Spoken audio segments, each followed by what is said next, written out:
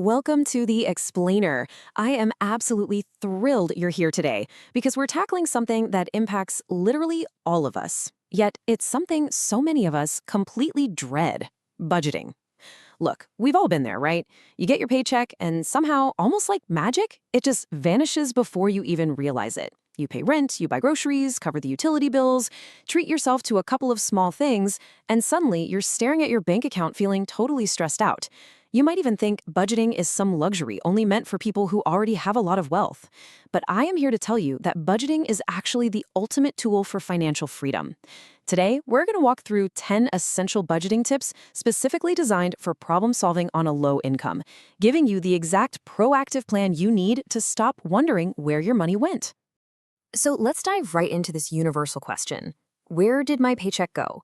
It's the dreaded vanishing paycheck syndrome, and it creates this very real emotional frustration that can make you feel like you're working incredibly hard just to barely tread water. But here is the good news. Whether you're living in the US, the UK, Canada, or Australia, the mechanics of taking back control are exactly the same. No matter your income level, a simple, proactive plan is the absolute antidote to this anxiety. It's how you stop reacting to your bank balance and start commanding it. To demystify this whole process, we've broken down our roadmap into a 4-phase journey. Phase 1, the foundation. Phase 2, spending discipline. Phase 3, the safety net. And finally, Phase 4, optimizing costs. All right, let's kick things off with Phase 1, the foundation, grounding your budget in reality. Think of it like this. Every successful road trip needs a clear starting point and a defined destination. That means we have to get completely honest about our actual numbers. Here are the first 3 foundational steps to get us moving. Step 1, you have to use real numbers. You can't rely on guesses here. You need to track every single expense for a few weeks, from your morning coffee to that impulse snack at the checkout line.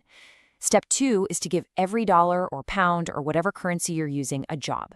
This is known as zero-based budgeting. Down to zero, every unit of currency you earn should have a specific purpose: rent, debt, savings, whatever it is.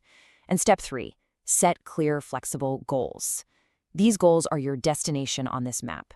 Tony Robbins always says that setting goals is the first step in turning the invisible into the visible. If you don't know where you're going, well, you're going to get lost. And honestly, Dave Ramsey really hits the nail on the head regarding this mindset shift. He says, a budget is telling your money where to go instead of wondering where it went. By tracking your actual numbers and assigning every piece of your income a specific job, you're taking back total control. You're giving yourself permission to dictate your money's purpose, rather than just being a passive observer watching it disappear. Which leads us right into this brilliant piece of advice from Warren Buffett. Do not save what is left after spending, but spend what is left after saving. If you have money left over after your fixed expenses, you must proactively assign it a job. Put it toward retirement, an emergency fund, or hey, even a guilt-free fun category. Doing this prevents mindless spending and ensures you stay firmly in the driver's seat.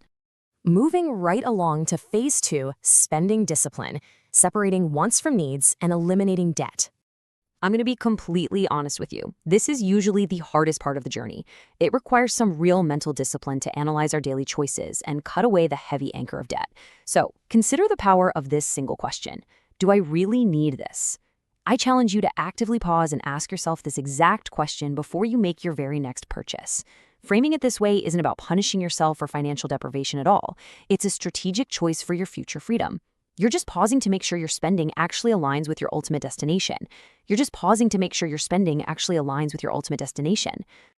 To answer that question effectively, we have to clearly define the boundary between true survival needs and lifestyle wants. Needs are your rent, basic groceries, utility bills. Wants, that's the daily fancy coffees, the latest tech gadgets, eating out. And I urge you to be brutally honest with yourself here. Seek out cheaper alternatives for those wants, because freeing up cash in the wants category is exactly how you fuel the rest of your financial journey. Okay, so the crucial point is this. Stop using credit and make high-interest debt repayment your absolute priority. If you've built a solid budget, you should really be able to reduce your reliance on credit cards. Eliminating high-interest debt frees up your future income from those exhausting monthly interest traps. Getting rid of debt literally turns a massive expensive roadblock into a paved, smooth path forward. To validate just how critical this is, Mark Cuban makes a powerful point. Every single dollar, pound, or dollar equivalent that you do not pay in interest is money that stays right in your own pocket. Paying off debt isn't just a math problem, it's about reclaiming your freedom. It pushes you infinitely closer to true financial independence. That brings us to phase 3, the safety net, protecting your budget from the unexpected. Think of this phase like carrying a spare tire on our road trip. We absolutely must build buffers so that life's inevitable bumps don't derail our entire plan. The first part of that safety net is planning for irregular expenses. Things like annual car registrations, holiday gifts, yearly subscriptions. They don't happen every single month, but they are entirely expected. The trick here is to set aside a little bit from each paycheck into a separate account for these sneaky costs. Benjamin Franklin actually warned that by failing to prepare, you are preparing to fail. So a proactive buffer keeps you off the credit cards when these bills inevitably show up. The second part of your safety net is your emergency fund. And you can start with a highly attainable goal, $600, or, an equivalent modest starting amount in your local currency. You do not need to save thousands overnight. Just work towards this initial buffer.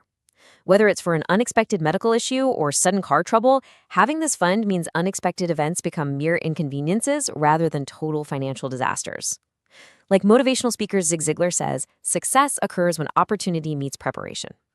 And finally, phase 4, optimizing costs, daily hacks and maintenance for long-term success. This final phase is all about practical, everyday money-saving actions and the crucial maintenance checks required to keep this financial machine running smoothly over the long haul. Let's rapid fire through these optimization tips. First, monitor your energy use. Switch to time of use plans if they're available and run energy-hungry appliances during off-peak hours. Make sure you unplug unused electronics. Thomas Edison actually pointed out that the value of an idea lies in the using of it, so use these energy-saving ideas.